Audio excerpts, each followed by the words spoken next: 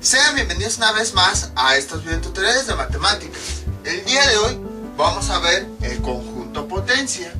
¿Qué es esto? Es un concepto bastante sencillo. Al principio a lo mejor suena un poquito enredado, pero después van a ver cómo vamos a poder entenderlo. ¿Qué es el conjunto potencia? Es un conjunto que tiene todos los subconjuntos que se pueden formar de un conjunto. Suena un poquito enredado, pero vámonos por partes para que nosotros entendamos. Aquí tenemos el conjunto A que tiene 3 elementos, menos 1, 2, 3. Calculamos su cardinalidad. N de A es igual que la cardinalidad, el número de elementos. 1, 2, 3. Tiene 3 elementos el conjunto A. Ahora, si nosotros esto lo representamos gráficamente, ¿cómo quedaría? Sería menos 1, 2 y 3. Que habíamos imaginado es el nombre que tiene cada alumno de un grupo.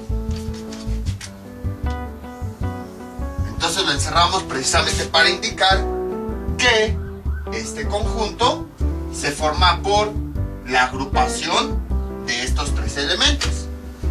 Y luego, ¿qué más hemos visto? Hemos visto el término subconjunto. ¿Qué son los subconjuntos? Son los grupos más pequeños que podemos formar de un conjunto que ya existía. El ejemplo más claro que poníamos era, tenemos un grupo de alumnos en donde están estudiando, a lo mejor tercero A, tercero B, tercero C, el grupo donde están estudiando con sus compañeros, y dentro de ese grupo de alumnos se forman los grupitos de amigos. Un grupito más pequeño de los más inteligentes, un grupito más pequeño de los más deportistas, un grupito más pequeño de los que están a la moda, y así sucesivamente. Entonces, por ejemplo, yo puedo formar este subconjunto. Ahí está. Voy a llamarle a ese subconjunto B. Y este es igual, se forma por los elementos menos 1,2. Ah, no, es una llave. Más adelante vamos a ver por qué se usan llaves y no paréntesis. Ahora, observamos que B es un subconjunto, este que tenemos aquí, B es un subconjunto de A. ¿Por qué? Porque para empezar, tiene los mismos elementos que el conjunto principal, menos 1 y 2. Y en segunda, aquí en el diagrama podemos observar que es un conjunto más pequeño que está dentro del conjunto principal, por eso es un subconjunto. Como lo indicaríamos, B es un subconjunto y además es propio, porque su cardinalidad es menor. B es un subconjunto de A. Este es un pequeño grupo que podemos formar, pero supongamos que yo quiero formar otro grupo. Por ejemplo, aquí tengo otro grupo pequeño. Vamos a ponerle a este subconjunto C, que ya vimos, pues es un subconjunto porque es un grupo más pequeño que se está formando adentro del grupo principal A. C es igual a 2,3. Entonces observamos que C es un subconjunto del conjunto principal A, porque aquí observamos que es un grupo más pequeño de A. Si yo quiero, también puedo formar otro subconjunto. Por ejemplo, puedo hacer un grupo en donde nada más esté el 1 y el 3. Y entonces, aquí tenemos otro subconjunto que se forma por los elementos menos 1,3. Ahí está. Y entonces decimos que D es un subconjunto y es propio porque su cardinalidad es menor. Aquí tiene 2 elementos y aquí tiene 3. D es subconjunto propio de A. Como les había comentado en muchas ocasiones, a veces ya se omite la palabra propio, nada más decimos D es subconjunto de A. También puedo formar pequeños grupos solamente de un elemento. Por ejemplo, imagínense que llega alguien y pregunta, ¿cuáles son los deportistas que hay en este grupo? Y solamente hay un alumno. Entonces eso también es válido. Un conjunto nada más de un solo elemento. Vamos a llamarle a este el subconjunto E. E es igual a menos 1. Ahí está. Si se dan cuenta, estamos obteniendo todos los subconjuntos. Ahora, ¿qué más podemos obtener? Podemos hacer un subconjunto nada más de este. Vamos a llamar el subconjunto F. F es igual a 2. Puedo hacer ahora un solo subconjunto de este único elemento. Vamos a ponerle G. G es igual a 3. Si se dan cuenta, todos estos son subconjuntos del conjunto principal, porque todos estos son pequeños grupos que están adentro de ese conjunto principal. ¿Qué otro subconjunto podría realizar? ¿Se acuerdan? Esto ya lo vamos a borrar. ¿Se acuerdan de lo siguiente? ¿Se acuerdan que habíamos dicho? Imagínense, tenemos nuestro grupo de alumnos y llega alguien y pregunta, quiero hacer un equipo de deportistas. Entonces, ¿quiénes son los deportistas? Y resulta que ahora todos son deportistas. Entonces también existe un subconjunto que tenga todos los elementos del conjunto principal. Vamos a ponerle H. Esto es igual a menos 1, 2, 3.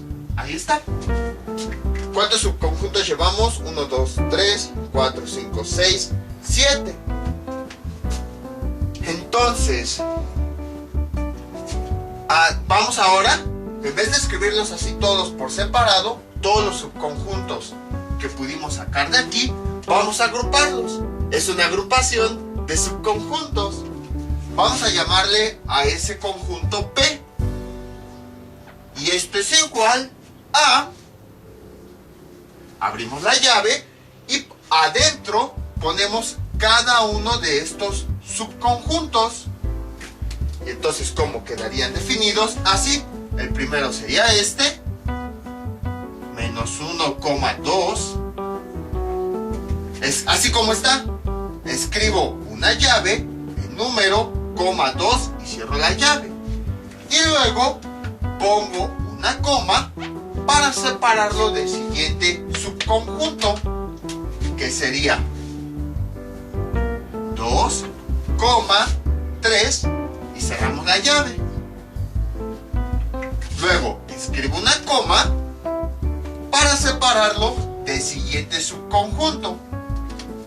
Sería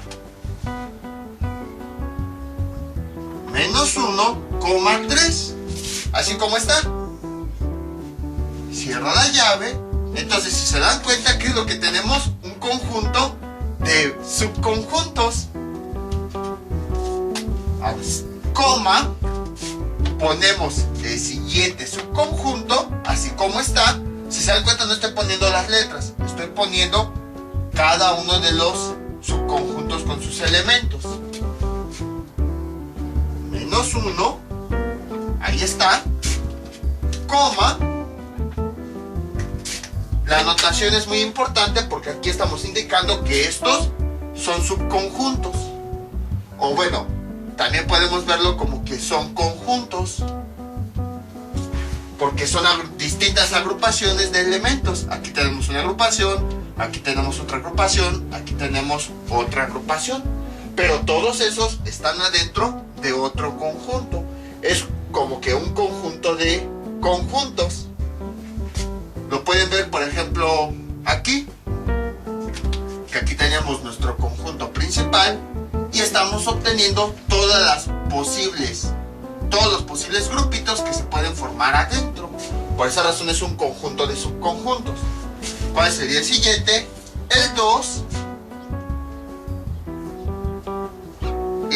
El subconjunto que tenemos aquí, el siguiente sería este.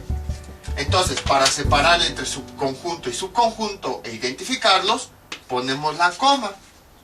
Coma, habíamos dicho que ahora sería el 3. Y finalmente, coma,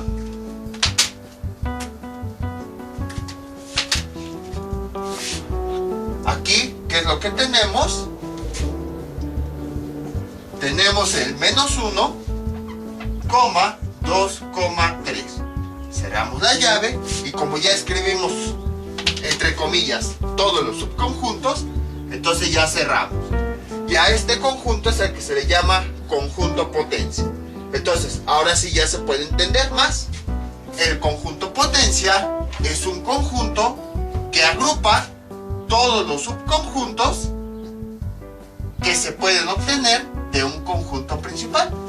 Vuelvan a revisar el video desde el principio y van a ver cómo son las mismas palabras, pero ahora ya con este ejercicio queda más entendido. Entonces, básicamente lo que tenemos que hacer, pues es, dado un conjunto, para obtener todos sus subconjuntos que se podrían formar, pues vamos mezclando los elementos. Primero de uno en uno, luego parejas, de 2 en 2, luego de 3 en 3 y así sucesivamente. Nada más que hay un pequeño problema. Imagínense, aquí este conjunto nada más tiene 3 elementos. Y nada más con 3 elementos, ¿cuántos subconjuntos nos salieron? 1, 2, 3, 4, 5, 6, 7. Nada más con 3 elementos nos salieron 7 subconjuntos. Ahora, imagínense que tenemos, para no confundirnos, vamos a ponerle conjunto J, que se forma de 6 elementos. Menos 1, menos 2, 0, 4, 5, 7. Y queremos conocer la cantidad de subconjuntos que se pueden formar. Si con 3 elementos, vean cómo nos salieron bastantes subconjuntos, ahora con 6 elementos, ¿cuánto nos vamos a tardar haciendo los subconjuntos? ¿Cómo vamos a saber cuántos subconjuntos podemos obtener? Y ahora imagínense, si tuviéramos 10 elementos, ¿cuántos subconjuntos no nos va a salir? Entonces, no existe una fórmula que nos permita identificar o que nos permita conocer la cantidad total de subconjuntos. Por ejemplo, a partir de 3 elementos, no existe una fórmula con la cual sepamos que nos van a salir 7 subconjuntos, o existe una fórmula que a partir de estos 6 elementos nos diga la cantidad de subconjuntos que se pueden formar. La respuesta es sí. La fórmula es la siguiente: P es igual a 2 a la n, donde n es la cardinalidad o el número de elementos. Entonces, con esta fórmula podemos saber la cantidad de subconjuntos que se pueden formar de un conjunto. Para que quede más claro, viendo este ejemplo, que tenemos lo siguiente. Vamos a calcular P es igual a 2. Voy a borrar esto para que no nos confundamos. P es igual a 2 a la n, donde n es el número de elementos, o dicho de otra forma, la cardinalidad. Aquí tenemos 3 elementos, entonces cambiamos la n por 3. Y esto es igual a 2 a la 3, nos da 8. Entonces, ¿qué nos está diciendo este número? Que este conjunto que tiene 3 elementos nos puede dar como resultado 8 subconjuntos. Y tiene sentido esta operación. ¿Cuántos subconjuntos tenemos? 1, 2, 3, 4, 5, 6, 7. Pero aquí nos está diciendo que nos deben salir 8 subconjuntos. Entonces, ¿estará mal la fórmula? ¿O nos habremos saltado un subconjunto? No, pero es que hicimos todas las combinaciones, vean. Primero los escribimos solitos, luego los escribimos en parejas, luego escribimos un subconjunto que tiene todos los elementos. Y por más que le busquemos, bueno, aquí, en este caso, no importa el orden. A lo mejor alguien puede decir, P es igual a, no vamos a ponerle otra letra, M. M es igual a lo mejor 2, menos 1. Y dice, faltó poner este, porque aquí dice que el subconjunto se forma de los elementos menos 1, 2.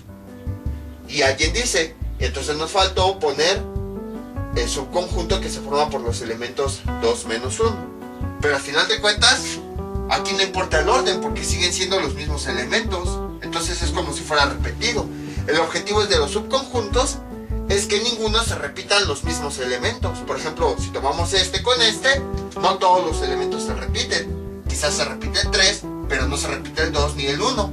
O si tomamos este con este, vean, se repite el menos 1, pero el 2 y el 3 no se repiten. Y entonces, si comparamos estos, los dos números se repiten. 2, 2, menos 1, menos 1. Entonces el objetivo es, o por ejemplo, comparamos esta H con D, se repite el menos 1, se repite el 3, pero el 2 no se está repitiendo aquí. El objetivo de los subconjuntos es que no haya uno en donde se repitan los mismos elementos, sin importar el orden. Entonces, ¿nos faltó algo? La respuesta es sí. Nos faltó un subconjunto. ¿Cuál nos faltó? Vamos a ponerle aquí el subconjunto I.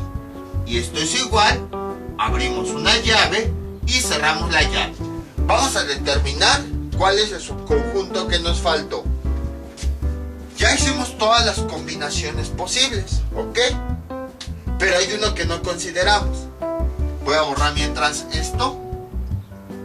Si se dan cuenta, bueno, no, mejor no lo borro. Ahorita van a ver por qué. Si se dan cuenta, existe este caso extraño en donde en un grupo de elementos, en un grupo de alumnos, llega alguien y pregunta, levanten la mano aquellos que sean deportistas. Y resulta que todos son deportistas. Entonces es un subconjunto. Pero ¿qué pasa en el caso contrario? ¿Qué pasa si alguien en un grupo llega y pregunta, ¿quiénes son deportistas? El caso contrario, ¿cuál sería? Que nadie fuera deportista.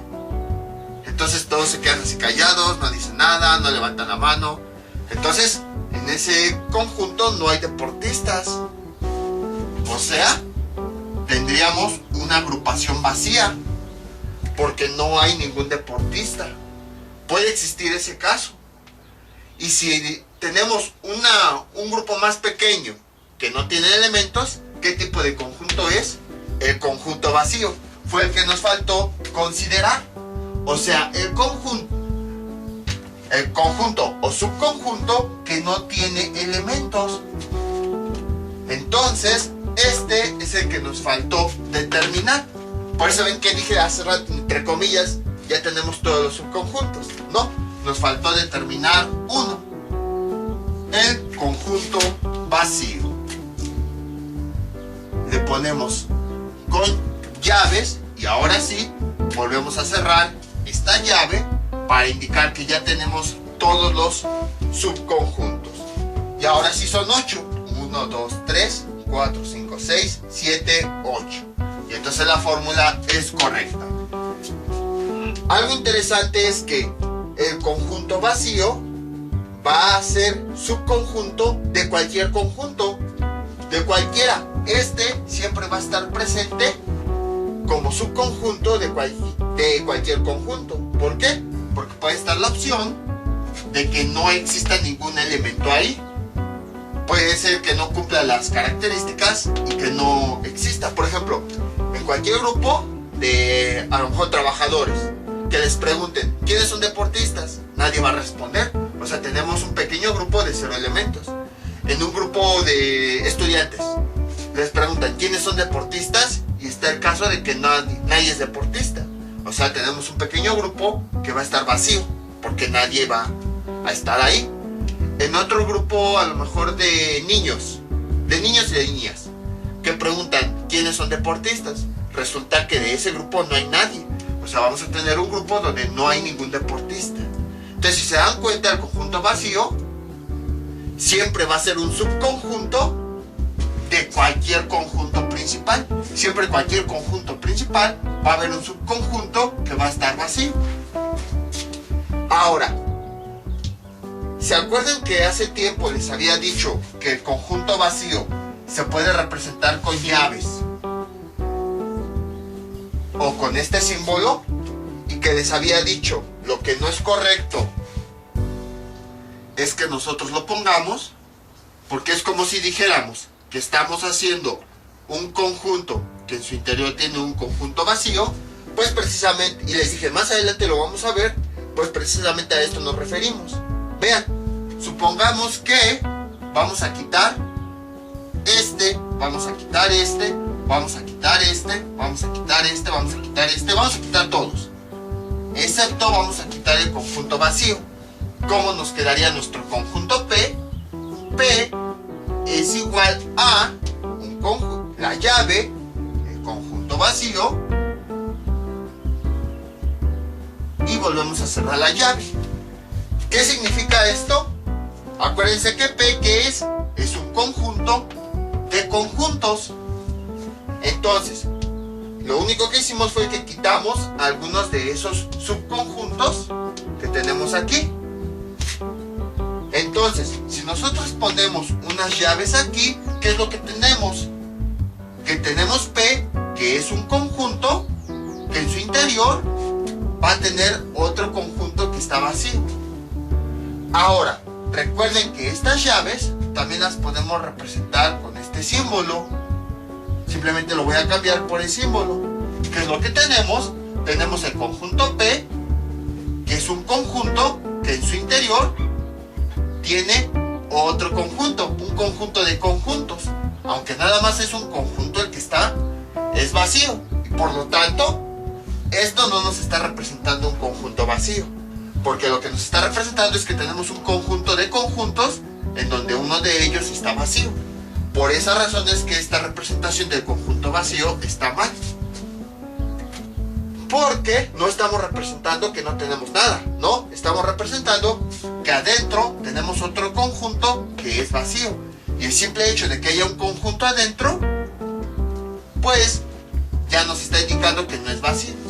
Por esa razón el conjunto vacío se representa o con dos llaves y con nada adentro, o con este símbolo, pero no con esta combinación.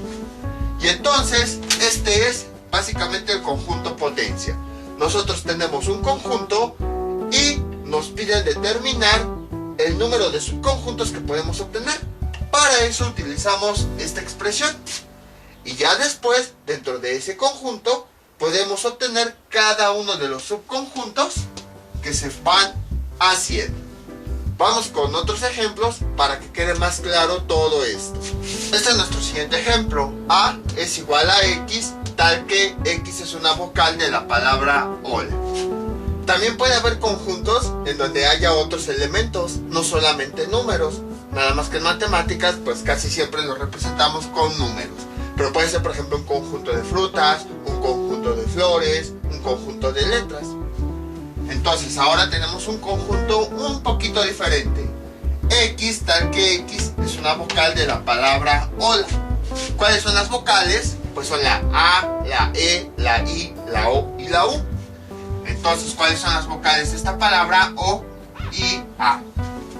Por lo tanto, si queremos obtener cada uno de los subconjuntos, pues entonces tenemos que conocer cada uno de los elementos que forman a ese conjunto. Entonces, dice X, el conjunto A es igual a los elementos de X, tal que X es una vocal de la palabra hola. ¿Cuáles son las vocales? O y A. Entonces los elementos de este conjunto que cumplen esto de que sean vocal de la palabra hola son A, O. Ahí está. Y entonces, ya tenemos este conjunto, nos piden determinar la cantidad de subconjuntos que se pueden hacer, así como todos esos subconjuntos. En varios libros he visto distintas notaciones. En algunos, para calcular, lo escriben así, N y N de S. una N mayúscula para indicar número y una S para indicar la palabra subconjunto, 2 a la N. Pero en otros lados lo he visto con la palabra P y entre paréntesis el nombre del conjunto. Ahí está. Se calcula de la misma forma. Independientemente de la notación que utilice, la operación sigue siendo la misma. 2 a la N nos dice el número de subconjuntos que se pueden formar de este conjunto. Entonces, yo voy a utilizar la de abajo, P de A. P para que nos acordemos, potencia. A, el conjunto con el que estamos trabajando, es igual a 2 a la N. Con esto determinamos la cantidad de subconjuntos que se pueden formar. Y esto es igual a 2. ¿Cuánto es N? Es la cardinalidad del conjunto. Tiene 2 elementos, entonces sería 2. Esto es igual, 2 a la 2 nos da 4. Y después podemos determinar el conjunto potencia, que es el conjunto que tiene todos los subconjuntos. Entonces, el primero de ellos, pues sería con A solita. O sea, nada más la pura A. Una agrupación donde solamente esté la A. Coma. Otro subconjunto que podemos obtener es que solamente la O esté solita. Un grupo donde nada más esté la O. Coma. Otro conjunto que podemos utilizar es que ahora las dos estén juntas. A, O. Nos falta uno, porque ya llevamos 1, 2, 3.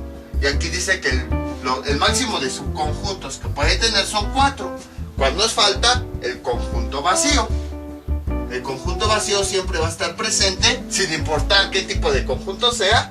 Siempre va a estar presente en el conjunto potencia. El conjunto vacío siempre va a ser un subconjunto de cualquier conjunto. Y entonces ya tenemos tanto el número de subconjuntos que se pueden formar en este conjunto, o sea, el número de grupos más pequeños que se pueden formar en este grupo, así como cada uno de ellos. Este es el primero, este es el segundo, este es el tercero y este es el cuarto. Las comas de afuera de las llaves pues nos indican la separación entre subconjunto y subconjunto. Ahora, ¿qué pasaría si tuviéramos más elementos? ¿Cómo podemos asegurarnos de que no nos falte ninguno? Hay una forma bastante sencilla para poder sacar todos los subconjuntos. Y esa forma es hacer una tabla. En esa tabla vamos a poner los elementos A y 0. Ahí está. Y entonces empezamos a llenar con esa tabla como a ustedes les guste, con palomitas, con unos, con ceros, para ir mencionando todos los elementos. Por ejemplo, A, quiero un subconjunto que no tenga estos elementos. Ahí está. Luego, quiero un subconjunto que sí tenga este elemento, pero que este no lo tenga. Luego, quiero un subconjunto que tenga este elemento, pero que no tenga este. Y finalmente quiero un subconjunto que tenga los dos elementos. Y a partir de esta tabla vamos formando los subconjuntos. Por ejemplo, P es igual a... Primero, si se dan cuenta, como que nos vamos alternando. Una palomita aquí, luego otra palomita acá, y luego llenamos estas dos. Es como si estuviéramos representando todas las combinaciones que se pueden hacer de conjuntos. El chiste es que debe haber todas las combinaciones posibles. Entonces, el primero dice que es el subconjunto que no tiene ni A ni O, o sea, el conjunto vacío. Ahí está. La coma. Luego, el siguiente subconjunto es uno que tenga O, pero que no tenga A. O sea, nada más que tenga ¿qué? O. ahí está, coma, luego otro que nada más tenga A, ahí está, y finalmente otro que tenga tanto A como O, A, coma, O, ahí está, y ya están los cuatro, cerramos la llave, y entonces vean cómo con la tabla si obtuvimos todos los de arriba. Aquí está el vacío, aquí está el conjunto que nada más tiene O, perdón, el subconjunto que nada más tiene O, el subconjunto que nada más tiene A, y el subconjunto que tiene los dos, tanto A como O. Que dejen algo más grande esta A, porque parecía O, y aquí creo que sí se alcanza. Entonces, como pueden observar, este tema es bastante sencillo. Como les había comentado en los videos anteriores, era más teórico para entender los conceptos, pero los ejercicios en realidad son más sencillos. Vamos con otro ejemplo. Este es nuestro último ejemplo. En realidad, ¿por qué no puse tantos ejemplos?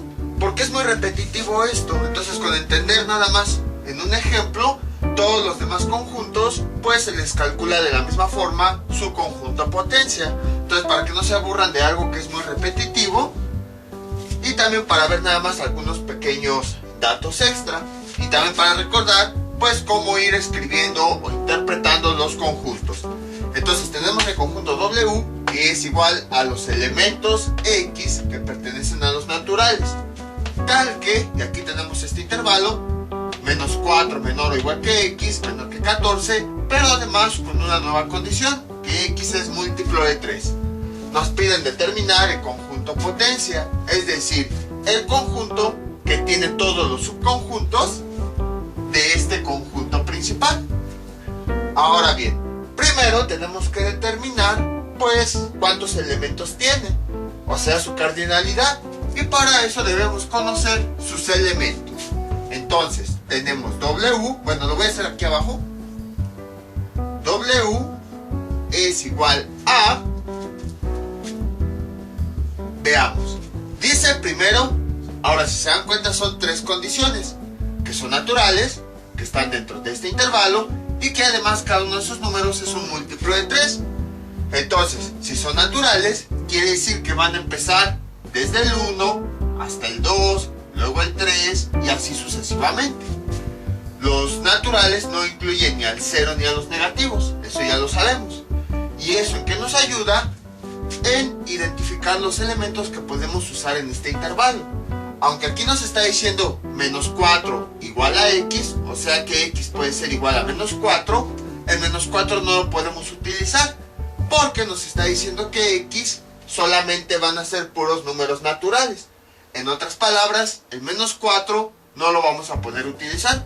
¿Cuál sería el primer número que sí podríamos utilizar y que está dentro de este intervalo? El 1. ¿Por qué? Porque el 1 es el primer natural que existe y además es el primer número que sí está dentro de este intervalo. Entonces, y además cumple, vean, menos 1 es menor, perdón, menos 4 es menor que 1 y al mismo tiempo el 1 es menor que 14. Entonces, por esa razón es que nosotros vamos a empezar, aunque el intervalo aquí dice menos 4, vamos a empezar a partir de 1, porque los elementos deben ser naturales, o sea, a partir del 1, y los negativos no se pueden usar. Entonces, los elementos que son naturales y que están dentro de este intervalo son el 1, el 2, el 3, 4, 5, 6, 7, 8, bueno, ese 8 no parece 8, sería 8, 9, 10, 11, 12, 13, y el 14 lo usamos, no, porque aquí dice X menor que 14, o sea que X no puede ser igual que 14, son puros valores menores a 14 y que además son naturales. El 14 no lo tomamos porque aquí no tiene la parte igual. Si dijera X igual a 14, pues sí lo tomaríamos, pero como no lo tiene, entonces el 14 no lo tomamos. Por lo tanto, el último número que podemos escribir de este conjunto es el 3. Entonces ya escribimos los elementos que cumplen con esta condición y esta condición. Nos falta con esta característica y dice que x es múltiplo de 3. ¿Cuáles son los múltiplos? Son todos los números que están dentro de la tabla de multiplicar de 3. El 3, el 6, el 9, el 12, el 15 y así. Entonces, de esta lista de números que ya cumple dos condiciones, vamos a seleccionar aquellos que sean múltiplos. Tenemos W es igual a... ¿Cuáles son múltiplos de todos estos que tenemos aquí? Son el 3, son el 6, el 9 y finalmente el 12. De todos los números, los únicos que cumplen la siguiente condición, que son múltiplos de 3, son estos, el 3, el 6, el 9 y el 12.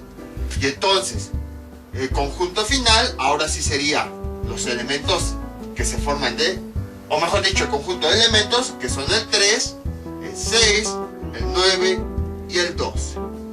Y ya tenemos ahora sí, en forma enumerativa, porque también, no me acuerdo si ya se os había comentado, pero a los conjuntos que se están expresados por los elementos que lo forman, se le conoce como forma enumerativa, o por extensión, cualquiera de las dos es correcta.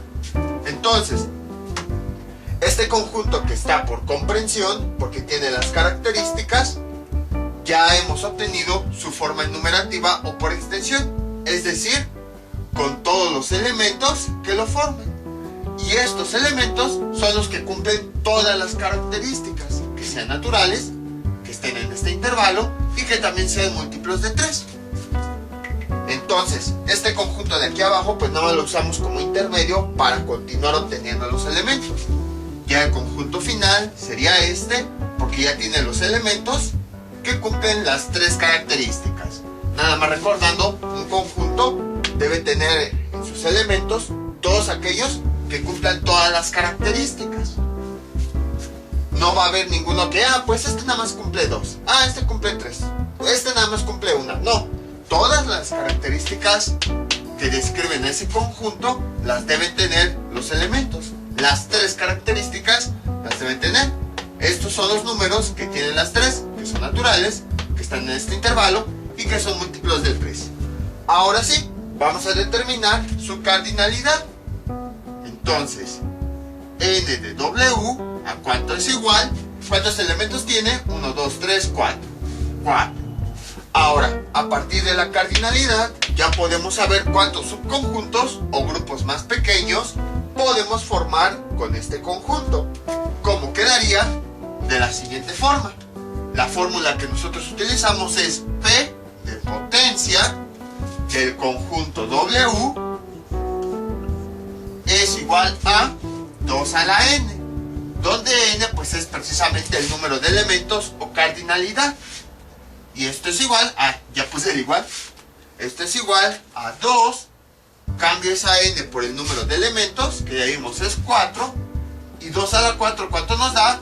2 a la 1, 2, 2 a la 2, 4, 2 a la 3, 8, 2 a la 4, 16.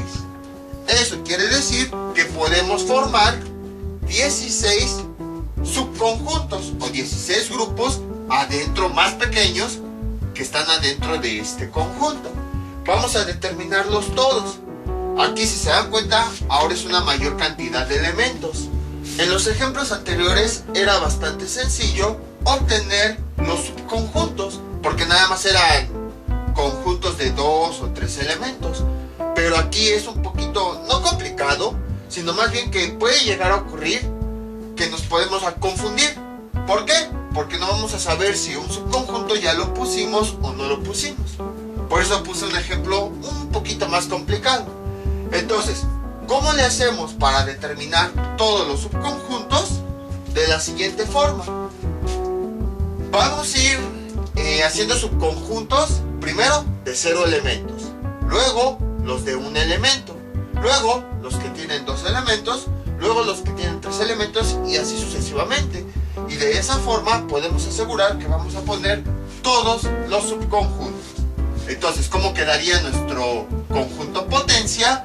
P es igual a las llaves y empezamos. Primero, el subconjunto que no tiene elementos, que ¿cuál sería? El conjunto vacío. Entonces nada más dos llaves. Luego, coma, ahora vamos a construir los subconjuntos que se forman de un elemento. O sea, cada uno de los elementos de forma individual. Sería primero el 3, luego el 6, luego el 9. Ah, no lleva ahí la coma. Luego el 9 y luego el 12. Vean cómo la notación es muy importante. Para poder distinguir entre subconjunto y subconjunto, pongo una coma. Vean, aquí tengo un subconjunto, coma. Otro subconjunto, coma. Y también precisamente para indicar que son subconjuntos, le pongo las llaves. Porque vean, ya vimos que pueden existir conjuntos de elementos. Ya vimos que pueden existir conjuntos de otros conjuntos o de otros subconjuntos. ¿Qué pasa si yo no le pongo llaves? ¿Qué parece? Parece que tengo un conjunto que tiene tanto otros conjuntos como elementos adentro. Vean, aquí tengo el conjunto vacío, a continuación tengo un elemento y a continuación tengo un subconjunto. También las llaves son importantes para distinguir cuando se trata de un elemento y cuando se trata de un subconjunto. Por esa razón esta notación es muy importante. No crean que nada más se pone coma porque sí, no. Las comas nos permiten separar entre elementos de un conjunto y las llaves para saber si se trata de un elemento o de un subconjunto. Entonces vamos a ponerle aquí otra vez sus llaves para indicar que es un subconjunto, que tiene un elemento y no nada más un elemento en sí. Entonces, si se dan cuenta cómo vamos haciendo los subconjuntos, los que primero no tienen elementos, luego hacemos los subconjuntos que nada más tienen un elemento, a continuación los que van a tener dos elementos. Para eso vamos a tomar uno base, el 3, y empezamos a hacer las parejas. Primero sería el 3 con el 6, luego el 3 con el 9 y luego el 3 con el 12. Entonces, ¿cómo serían los subconjuntos? Sería el 3 con el 6, 3,6. Ahora hacemos grupos de 2. Si se dan cuenta, vamos haciendo grupos de 0, luego de 1 en 1, luego grupos de 2 en 2 y así sucesivamente. Luego el 3 con el 9, 3,9. Y luego el 3 va a ser pareja con el siguiente, coma, 3,12. Ahí está. Entonces ya hicimos las primeras parejas, el 3 con cada uno de estos elementos. Nos vamos con el siguiente, que es el 6. Entonces ahora tomamos el 6 y vamos a formar parejas con el 6. Es como si viéramos todas las posibles parejas que podemos formar. 6 con el 9 y 6 con el 2. A lo mejor algunos dirán, ¿por qué no formas 6 con el 3? Pues vamos a ver qué puede pasar. Coma, una llave, 6 con 3. Ahí está, un pequeño grupo, en donde ahora en ese grupo vamos a tener tanto el 6 como el 3. Como si nada más encerráramos estos dos. ¿Por qué no incluí ¿Por qué no incluí ahora el 6 con el 3? Por la siguiente razón. Se supone que cada subconjunto debe ser diferente, no debe tener exactamente los mismos elementos. Si nosotros tenemos este subconjunto y este, vean cómo tienen los mismos elementos, 3, 6 y 6 y 3. Entonces lo único que cambió pues fue que está en distinto orden, pero son los mismos elementos. En otras palabras, ya habíamos escrito un subconjunto que tenía exactamente todos los mismos elementos, el 6 y el 3. Por eso es que ya no lo repetí. Los subconjuntos deben tener al menos un elemento diferente. Por ejemplo, si comparamos este subconjunto con este, aunque tiene un elemento en común, otro ya es diferente. Aquí tiene 6 y aquí tiene 9. Ya habíamos visto que cuando había conjuntos o subconjuntos que al menos algún elemento sea diferente, pues ya eran conjuntos diferentes. Vean, o sea, todos los videos anteriores eran como muy teóricos, pero precisamente sirve para ir comparando todos estos elementos. Entonces, aunque aquí en estos dos está este elemento repetido, con el simple hecho de que ya tienen uno que es diferente, ya son subconjuntos diferentes.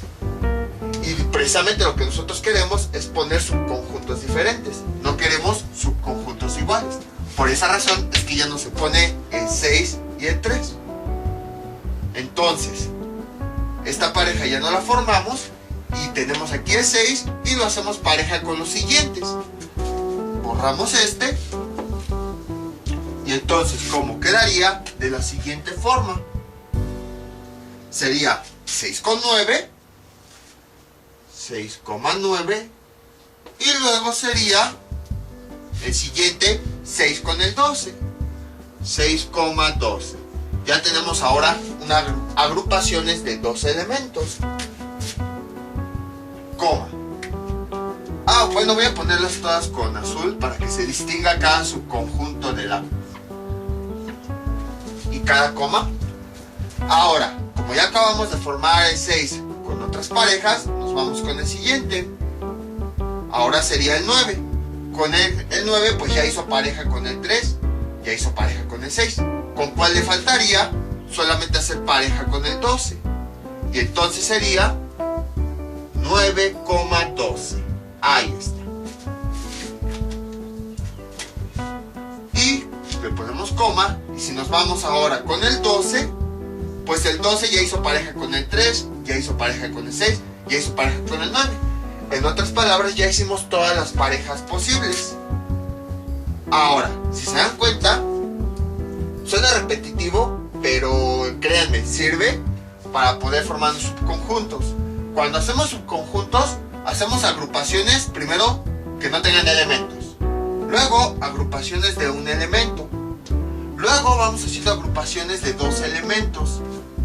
Entonces, continuando con este procedimiento, ahora lo que vamos a ir juntando son tres elementos. Vamos a ir formando grupitos de 3 en 3. Entonces, sería el 3 y el 6, que son una pareja. Vamos a formar esta pareja y vamos a empezar a mezclarlos con un tercer elemento, que primero podría ser el 9, 3,6,9.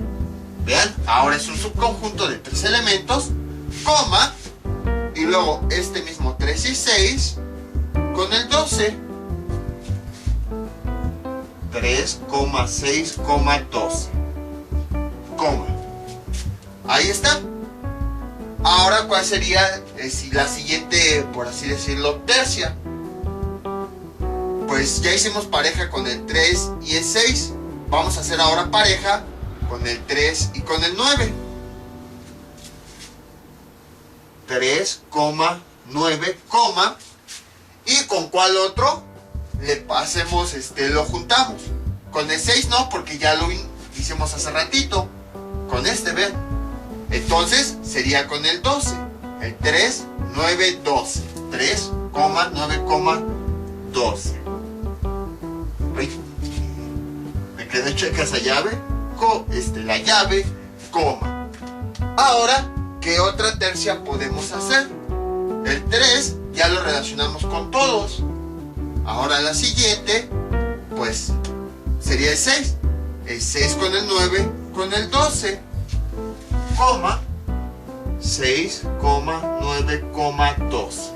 Ahí está. Coma. Y si se dan cuenta, pues, el 6 ya no tiene con quién más unirse, porque anteriormente el 6 ya lo habíamos unido con el 3. En otras palabras, ya hicimos todas las tercias posibles. ¿Cuál sería el siguiente subconjunto? Ahora el que tiene 4 elementos, que sería ya el subconjunto final, el que tiene todos los elementos. Sería llaves 3, 6,9,12. Y como ya acabamos todos los subconjuntos, todos los grupos que hicimos, ya cerramos una llave para indicar que ya finalizamos ese conjunto potencia. Según este cálculo nos deben dar 16 subconjuntos. Vamos a ver si es cierto. Voy a remarcar aquí las comas con azul, las comas exteriores, para ir identificando cada subconjunto, y empezamos a contarlos. Serían el 1, 2, 3, 4, 5, 6, 7, 8, 9, 10, 11, 12, 13, 14, 15, 16. Efectivamente obtuvimos 16 subconjuntos. Entonces, si se dan cuenta, es bastante sencillo, no es complicado. Entonces, como pueden observar, para construir todos los subconjuntos, ¿qué es lo que hacemos? Vamos haciendo grupos, primero, de ningún elemento. Luego, los subconjuntos o grupos que son individuales, de un elemento.